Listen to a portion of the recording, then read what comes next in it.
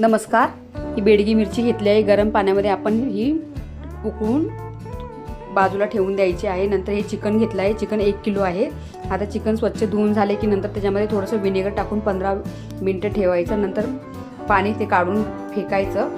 आता पाणी फेकून झालं की नंतर ह्याच्यामध्ये लिंबू पिळून घ्यायचं, मीठ टाकून घ्यायचं आणि अद्रक लसूण पेस्ट टाकायची। नंतर 2-3 तुमच्या तिखटानुसार हिरवी मिरची कापून ह्याच्यामध्ये टाकायची। नंतर टाकून झालं की नंतर ही आपली लाल बेडगी मिरची आहे, ही आपण मिक्सरच्या भांड्यामध्ये टाकून घ्यायची। नंतर ह्याच्यामध्ये त्याच्या बिया पण टाकल्या आहेत। आता हे 15-20 पाकळ्या लसणाच्या आहेत। तर लसूण आणि थोडंसं तेल टाकून हे आपण वाटून घ्यायचं आहे। हे बघा, अशी पेस्ट करून घ्यायची। नंतर ह्याचं जे पाणी ह्याचं काढून घ्यायचं, चिकनचं पिळून चांगलं काढून घ्यायचं त्याचं पाणी। नंतर मग ही पेस्ट आपण जी केलेली ती ह्याला लावून घ्यायची, चिकनला लावून घेतली की नंतर ही कोथिंबीर घेतली आहे।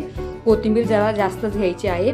आता कोथिंबीर त्यामध्ये टाकून घ्यायची। नंतर मग पुदिना असेल तर तुमच्याकडे फ्रेश चांगला ताजा पुदिना टाका, नाहीतर माझ्याकडे सुकलेला पुदिना होता, मी सुकवून ठेवला होता, तो टाकला आहे। नंतर मग ह्याच्यामध्ये लिंबू पिळून घ्यायचं आणि परत मीठ टाकून घ्यायचं, कारण आपण त्याचं पाणी फेकलं होतं त्याच्यामध्ये गेलं असेल मीठ आणि लिंबू, म्हणून परत पिळून घ्यायचं आणि पॅन गरम करत ठेवून तेल टाकून हे आपण हे असं फ्राय करून घ्यायचं आहे। बघा, आता फ्राय करून घेऊन झालं की सगळं असं एकामागोमाग एक टाकून आपण चांगलं मस्त ह्याला फ्राय करून घ्यायचं मोठ्या गॅसवरती आणि सारखं हलवत राहायचं। आता ही त्याच कढईमध्ये मी परत ती पेस्ट राहिलेली होती ती टाकून घेतली आहे। त्याच्यामध्ये पाणी टाकले, जे आपण मिरचीचं पाणी काढलं होतं तेच टाकले आणि ते टाकून झालं की हा अर्धा किलो तांदूळ मी धुवून ठेवला होता, बासमती तांदूळ, तो नंतर हे पाणी उकळलं की नंतर ह्याच्यामध्ये टाकायचा आणि थोडंसं लिंबू पिळायचं आणि मीठ टाकायचं, बस। नंतर मग ह्या कोथिंबीरच्या काड्या घेतल्या आहेत,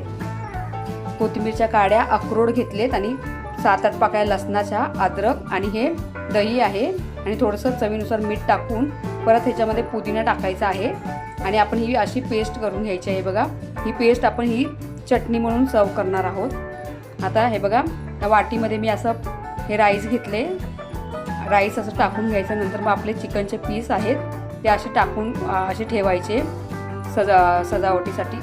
सजावट करताना। आणि ही मस्त चटणी। बघा, ही रेसिपी कशी वाटली मला कमेंट करून सांगा, कारण खूप छान रेसिपी आहे, एकदम खायला पण स्वादिष्ट आहे। तर तुम्हाला ही रेसिपी कशी वाटली मला कमेंट करून सांगा। खूप आवडली, घरच्यांनी तर एकदम तारीफ करता थांबले नाही। तर तुम्ही असं आपल्या परिवाराला करून द्या। चिकनच्या ऐवजी कधी वेगळी डिश करायला ही मस्त पर्याय आहे, तर तुम्हीही करा। आणि माझ्या रेसिपी आवडत असेल प्लीज माझ्या चॅनलला सबस्क्राईब करा, लाईक करा आणि शेअर करा।